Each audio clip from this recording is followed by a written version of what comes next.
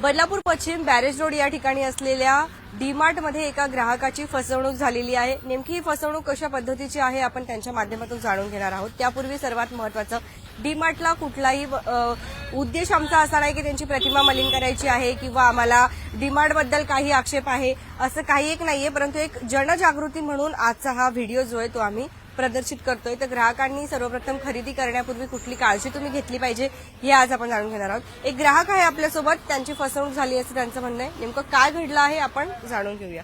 Sir, काय घडलंय? नमस्कार, काल मी 9/5/2026 रोजी सायंकाळी 7:30 वाजता बॅरेज रोड डीमार्ट या ठिकाणी खरेदीसाठी आलो असता सदर ठिकाणी खरेदी केली असता सदर खरेदीमध्ये मी टोटली 5 कार्टन घेतलेले आहेत। 5 कार्टनमध्ये 199चे 4 कार्टन, 214चा 1 कार्टन। तर सदर बिलिंगच्या वेळेस त्यांच्याकडून 199चे 3 स्कॅनिंग झालेले आहेत आणि 249चा 2 स्कॅनिंग झाले। तर माझ्या बरोबर 249चे स्कॅन झालेले आहे।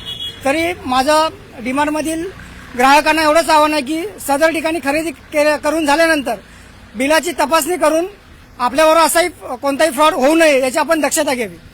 काय वाटतं सर, ते काय बोलतायत? तुम्हाला रिफंड देत आहेत, परंतु काय बोलतायत? रिफंड देण्यासाठी तयार आहेत, परंतु याच्यामध्ये माझा वेळ खर्च होतोय, प्लस लोकांनी जर बिल तपासलं नाही तर लोकांबरोबर नॉर्मली 1 रुपयाचा जरी स्कॅम झाला प्रत्येक ग्राहकाबरोबर दिवसाला 10,000 डीमार्टला ग्राहक येतात। तर एका 1 रुपयाप्रमाणे 10,000 रुपये पर डेचे होतात। तर डीमार्टचे जवळजवळ ब्रँचेस 150-200 ते ब्रँचेस आहेत, करोडोमध्ये यांचा टर्नओव्हर खेळला जाईल एका दिवसामध्ये। त्यासाठी लोकांनी ग्राहकांनी जागरूक करणं गरजेचं आहे। तुम्हाला कधी समजलं की त्यांनी 2 वेळा स्कॅनिंग केलेलं आहे असं? इथे त्यांनीच निदर्शनास आणून दिलं की तुम्हाला घरी गेल्यावर? मी घरी गेल्यानंतर बिलाची तपासणी केली असता माझ्या निदर्शनास आलं मॅडम। असं यापूर्वी पण घडलं आहे का की आता घडलं? माझ्याबरोबर या बदलापूर पूर्वेच्या डीमार्ट बरोबर घडलेलं आहे 6 महिन्यापूर्वी। सगळ्या ठिकाणी फेसबुक लाईव्ह केला होता, तेव्हा पण असाच प्रकार हा सेम झाला होता मॅडम।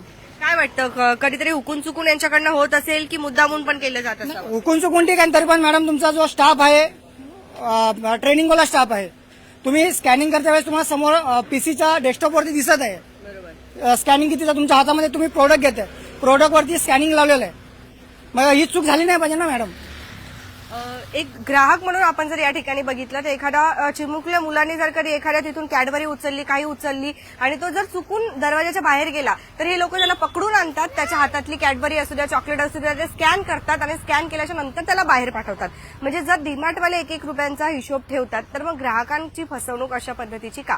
आता आपण 50, 60, 70, 80 वस्तू घेत असतो, प्रत्येक वेळेला प्रत्येकच ग्राहक जो आहे तो तपासून बघत नाही 1 वेळा स्कॅन झालाय की 2 वेळा स्कॅन झाले, परंतु यांच्यासोबत हे 2 वेळा झालं आणि त्यांना असं वाटलं की असं दुसऱ्या कोणासोबत होऊ नये, यामुळे त्यांनी आज एक जनजागृती म्हणून असं केलेलं आहे।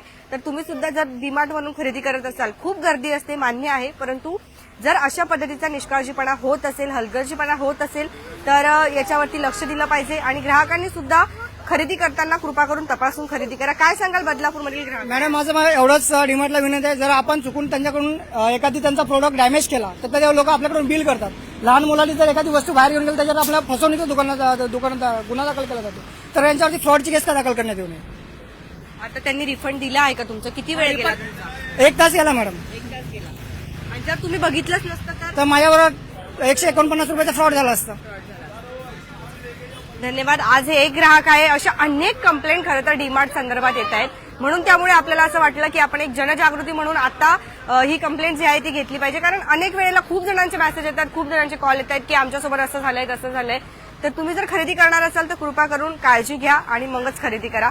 ग्राहक म्हणून फसवणूक जी आहे तुमची 1 रुपयाची सुद्धा होता कामा नये, कारण जसं की दादांनी आता सांगितलं की दिवसाचे किती ग्राहक येतात आणि त्यांच्याकडून 1 रुपया जरी एक्स्ट्रा गेला तर कितीतरी इन्कम जी आहे दिवसाची जनरेट होईल आणि आपल्या खिशातून ते पैसे जातात, तर ते चुकीचं आहे। तुम्हाला काय वाटतं? तुमच्या प्रतिक्रिया आम्हाला कमेंट सेक्शनच्या माध्यमातून नक्की येऊ द्या। पुन्हा एकदा सांगतोय, डीमार्ट संदर्भात आमचा काही एक उद्देश नाही त्यांना बदनाम करण्याचा, पण एक जनजागृती म्हणून आजचा आम्ही हा व्हिडिओ करतोय। धन्यवाद।